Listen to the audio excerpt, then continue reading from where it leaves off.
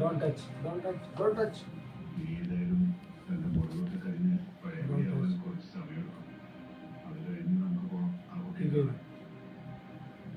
അതുവരെ അതിനെ ശല്യം ചെയ്യണ്ട.